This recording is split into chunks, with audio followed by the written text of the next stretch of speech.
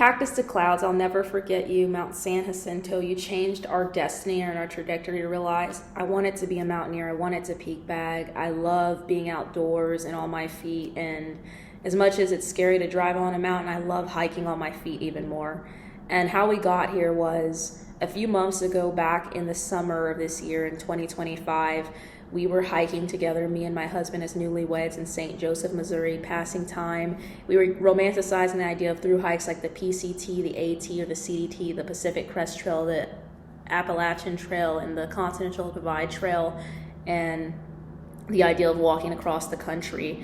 And we were doing longer and longer hikes to prepare, and we decided, let's take a vacation and just get our miles up. So we thought about the Big Bend area, but then we're like, no. We thought about Sedona and Flagstaff because I love that area. Like, maybe not. Then I thought about Palm Springs. So I'd been there 3 years prior and I really loved it.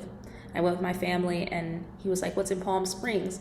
He saw San Jacinto, Cactus to Cloud, Skyline Trail, and he was immediately like, let's do that. I'm like, are you sure we're capable? He's like, yeah. And so like two people that punch above their weight, they're too ambitious, we decided to prepare for it. But we only had 4 months to do so. So we needed to get in some peaks, and we needed to understand how to work out and how to feel for it. So we started doing our research, watching a ton of YouTube videos, watching a ton of movies, reading online guides, like from the hiking guide, for instance, on Cactus to Clouds. And we decided we'd use Pikes Peak as our warm-up peak, and our first peak, it was our first 14er. There's a lot of information online. And with Pikes Peak, it went fairly well. We were at a race against time because of the afternoon thunderstorms and the risk of lightning strikes, and I went more into detail in a video. My main thing was learning that I needed to work on my breathing through my nose rather than my mouth, and altitude can be a real killer on your lungs. So up my VO2 max as before when we were working out for Pikes Peak. My husband did a lot of strength training running. I did more cardio like Stairmaster, incline training, biking, like stationary biking, a little bit of Pilates, but not really any strength training, no running. So after that, I decided to pick up trail running, jogging, strength training. We continued our core workouts. We were swimming once a week, so we continued doing that. And that was good active recovery. And we did Humphreys a couple months later in October, and that went pretty well. But again, time was not on our side in a way because we started a little bit later at 8:30. I'm not the fastest hiker. This could be avoided by simply going slower on your mountaineering journey. Because I jumped from being your casual national park hiker on a scenic trail to taking on like 14ers and things above 10,000 feet. My pacing is still a little underdeveloped, so I'm working on it. And my husband, he hikes faster. He has very strong legs. So him looking back and making sure I was right behind him has been something that we've had to deal with on all 3 hikes that we've done. But we worked on learning, and Humphreys gave us data. It was a volcano. It was the highest point in Arizona. It was fun, and we barely made it out of the forest in time because we didn't bring our headlamps like we should have. Like with Pikes we did, because we started at 2:30 in the morning.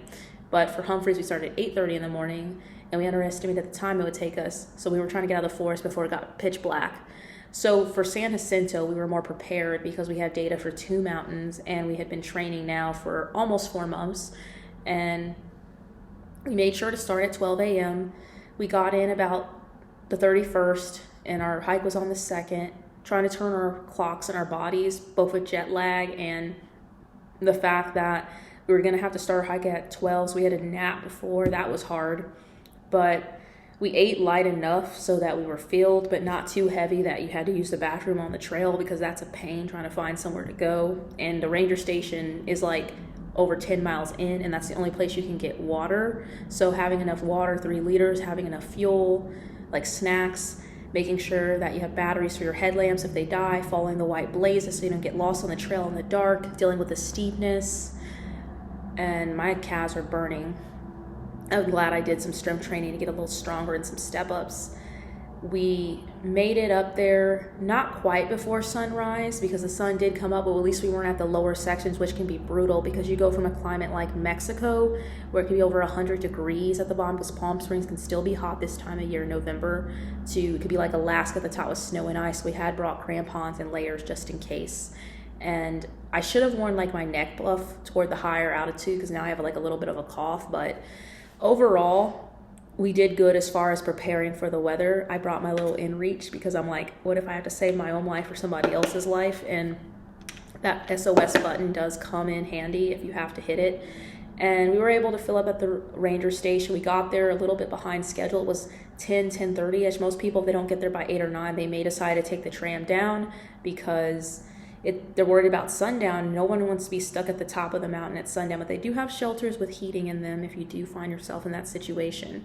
So we did make it up there about 4 p.m. right before sundown. We were so proud of ourselves, and then we had to turn around and make it back. We barely made it to the tram, but it was a testament of perseverance, of never giving up, fitness. We met a lot of really cool, knowledgeable people on the trail who encouraged us as we went, and all the trails we had met some really cool people, but I really enjoyed my time in Palm Springs and doing Cactus. I would do it again, maybe next time go sea to sea to sea, work on that pacing. I want to get more technical with my skills. I had picked up indoor climbing with my husband because when we were in Colorado, we were at the Garden of the Gods. We saw the climbers and my husband was enamored, and I've always been into the idea of climbing but never had anyone to practice with, so we started going to the rock gym since July.